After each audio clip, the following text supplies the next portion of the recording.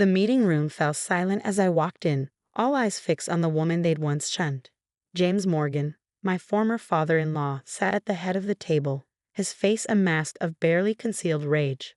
Beside him his son, my ex-husband David, couldn't even meet my gaze. "Ms. Chen," James said stiffly, emphasizing my maiden name like it was something distasteful. "Thank you for coming." I smiled, setting my laptop on the polished mahogany table. "It's still Mrs. Morgan, actually. The divorce papers were never filed." The color drained from David's face. I hadn't planned to drop that bomb so early, but seeing them squirm gave me a satisfaction I couldn't resist. "My name is Sarah Chen Morgan, and 2 years ago, these people had thrown me out of their lives because I chose cybersecurity over their precious family banking tradition. Now their multimillion-dollar empire was under attack, and I was their last hope." "Let's focus on the matter at hand," James said sharply, sliding a folder across the table. "Our systems were breached last week. The hackers are threatening to release sensitive client data unless we pay $20 million within 48 hours. I picked up the folder, though I already knew its contents. I've been monitoring the situation since it began. Not that they needed to know that. "The Great Morgan and Sons Bank," I mused, flipping through the pages, "brought to its knees by the very thing you dismissed as irrelevant when I warned you about it." James's jaw tightened. "If you're here to gloat, I'm here because your head of it called me directly." I cut him off. He said, "You've tried everything else. Every security firm in the city turned you down because they know your systems are outdated. You're running infrastructure from the last decade because, and I quote, traditional banking doesn't need all that modern nonsense." David shifted uncomfortably in his chair. "Sarah, please, this isn't the time." "When is the time, David?" I asked, meeting his eyes for the first time. "When you stood silent while your father threw me out? When you chose your trust fund over our marriage? Or maybe now, when everything's falling apart?" 2 years earlier, this same room had witnessed a very different scene. I'd just completed my master's in cybersecurity, turning down a prestigious position at Morgan & Sons to accept a role at a leading tech firm. The betrayal, as James saw it, was unforgivable. "No Morgan has ever worked outside this bank," he'd shouted, pacing the room like a caged animal. "For 4 generations, we've built this legacy, and you want to throw it all away to play with computers." I tried to explain the importance of modern security measures, how the banking world was changing, but James Morgan didn't listen to women who challenged his authority, not even his daughter-in-law. "Either you take your rightful place in this bank," he declared, "or you're no longer welcome in this family." I looked to David then, hoping he'd finally stand up to his father. But he just stared at his shoes, shoulders slumped in familiar defeat. So I'd walked out, leaving behind their outdated ideas and suffocating traditions. I'd built my own consulting firm, gained a reputation as one of the best in the field. And now here they were, desperate for the very expertise they'd mocked. "The hack is sophisticated," I said, returning to the present, "but not impossible to trace. I can help you, but I have conditions." James leaned back, his expression wary. "What conditions?" I opened my laptop, typing quickly. "First, you'll implement every security measure I recommend, without argument. Second, you'll create a dedicated cybersecurity division with a proper budget. And third," I paused, savoring the moment, "you'll make a public announcement acknowledging the breach and my role in resolving it." "Absolutely not," James exploded. "We've never admitted to any security failures. The Morgan reputation is about to be destroyed anyway," I finished. "In 47 hours, every account number, every transaction, every dirty little secret will be public. Your choice." The silence that followed was deafening. James's face had turned an alarming shade of red, while David looked like he might be sick. "There's one more thing," I added, pulling up a series of emails on my screen. "Something interesting I found while examining the hack. Would you like to see who had access to your systems the night before the breach?" David's head snapped up, real fear in his eyes now. He knew exactly what I'd found. The late-night login, the disabled security protocols, the convenient gaps in the firewall, all traced back to one executive access code. His code. "We should discuss this privately," he said quickly, standing up. But I was done with their secrets, their backroom deals, their carefully maintained facades. "Sit down, David," I said quietly. It's time everyone knew exactly what kind of legacy your father has built. The projector hummed to life as I connected my laptop. David's access logs appeared on the screen, damning in their clarity. On Tuesday night at 11:43 p.m., I said, addressing the stunned board members, someone using executive code N7249 disabled the main firewall. 3 minutes later, they accessed the secure client database. By midnight, the backup systems were compromised. I turned to David. Would you like to explain why your code was used, or should I continue? James slammed his fist on the table. This is absurd. My son would never. Your son has been embezzling from Morgan and Sons for the past year. I cut in, switching to a new slide. Small amounts at first, carefully hidden in transaction fees. But lately he's gotten bolder. Haven't you, David? The room erupted in whispers as I displayed the evidence: transaction records, offshore accounts, falsified audits. David had been busy since I'd left, though not in ways his father would approve. You've been watching us, David said, his voice barely above a whisper. All this time. I nodded. Did you really think I'd walk away completely? I built half these systems. I know every backdoor, every vulnerability, including the ones you exploited. Why? James demanded, turning on his son. We gave you everything. David laughed, a hollow sound that echoed through the room. Everything except a choice. Did you ever ask what I wanted, Dad? If I wanted to spend my life trapped in this mausoleum of tradition. I watched my ex-husband carefully. The perfect Morgan hair was crumbling before our eyes, years of resentment spilling out. The hack, one of the board members, spoke up. Was it you? David shook his head. No, I made it possible. They approached me months ago. Said they could help me disappear, start fresh. All I had to do was leave a door open. You fool, James hissed. You've destroyed everything we've built. You destroyed it, David shot back. With your rigid rules, your impossible standards. Sarah was right about modernizing, about the security risks, but you wouldn't listen. You never listen. I cleared my throat. As fascinating as this family therapy session is, we're running out of time. The hackers don't care about your drama. They want their money, or everything goes public in. I checked my watch, 46 hours.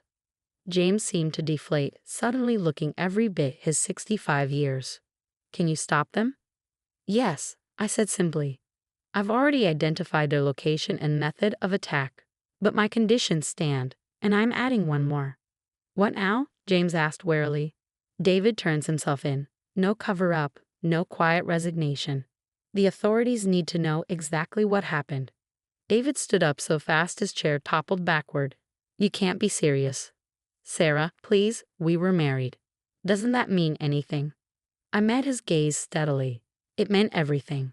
That's why I waited 2 years to find the right moment. To show your father exactly what happens when he values his precious legacy over people. You planned this? James said slowly, realization dawning. You knew about David's activities all along. You waited until we were desperate.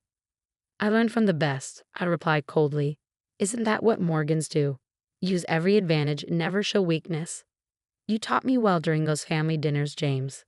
The board members watched our exchange like a tennis match, decades of Morgan family dysfunction playing out before them. Some looked horrified, others oddly fascinated. Time's running out, I reminded them, closing my laptop. I'll be in my office when you're ready to meet my terms. All of them. I gathered my things, enjoying the heavy silence. At the door, I paused. Oh, and David, those divorce papers you never filed? I have copies in my office. We can deal with that after you've turned yourself in. As I walked out, I heard James's voice, surprisingly quiet. What have we done? What indeed, I thought, stepping into the elevator. The Morgans had spent generations building their fortress of wealth and tradition, never realizing they were sealing themselves in a tomb. Now those walls were crumbling, and I was the only one who could prevent total collapse. The irony wasn't lost on me. The next 48 hours transformed Morgan and Sons Bank forever. David surrendered to the authorities that evening, confessing everything: the embezzlement, his role in the hack, years of financial misconduct. The press had a field day. Morgan here betrays dynasty, banking legacy crumbles. I watched it unfold from my office across town, sipping coffee and monitoring the bank's systems. James had agreed to my terms, though I suspected it nearly killed him to do so. A team of my best engineers was already upgrading their security infrastructure, dragging Morgan and Sons into the modern era whether they liked it or not. You're really not going to tell them, are you?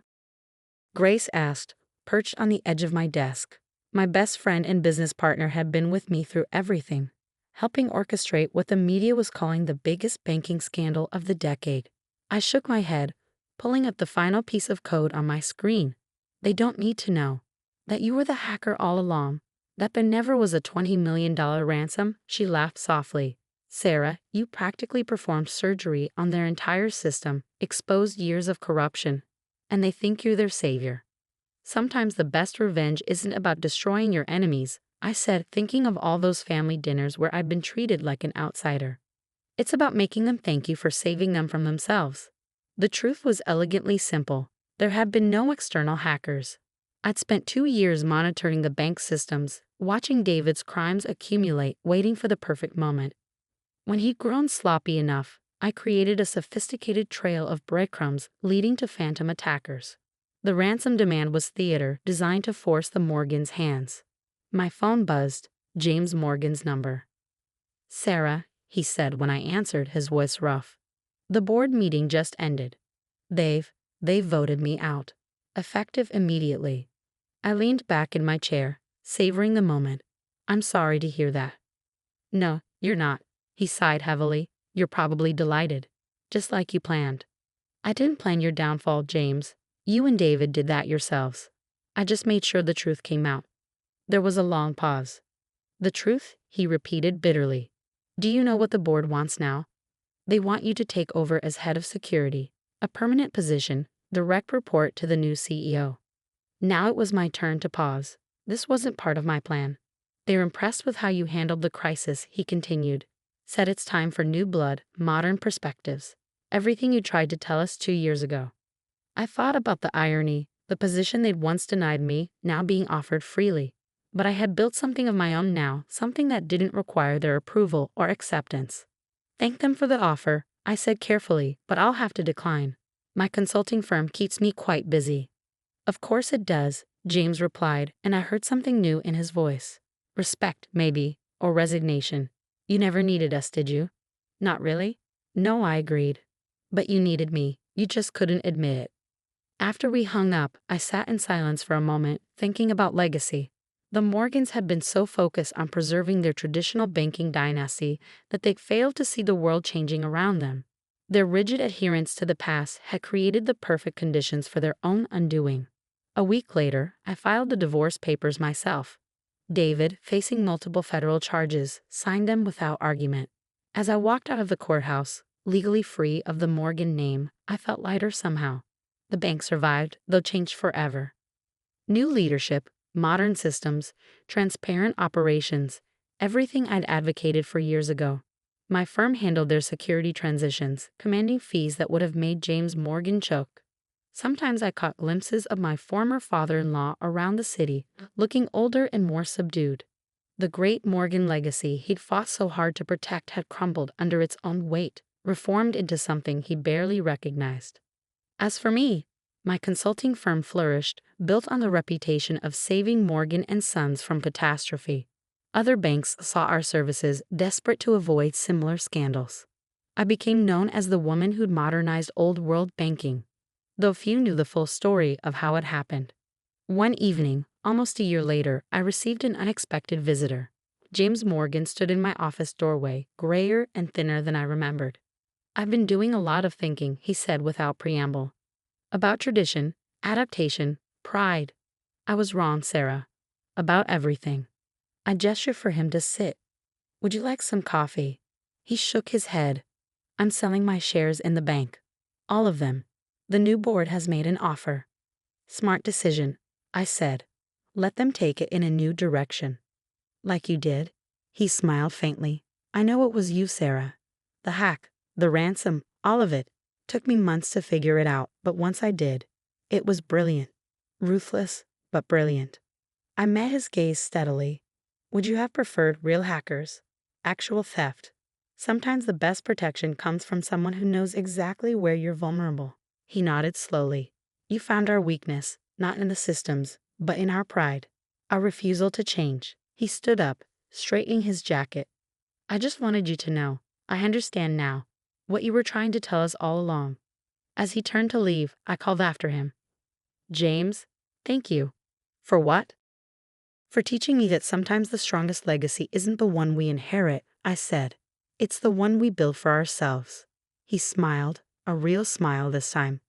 Goodbye, Sarah. Make sure they do better than we did. I watched him go, thinking about legacy, redemption, and the price of pride.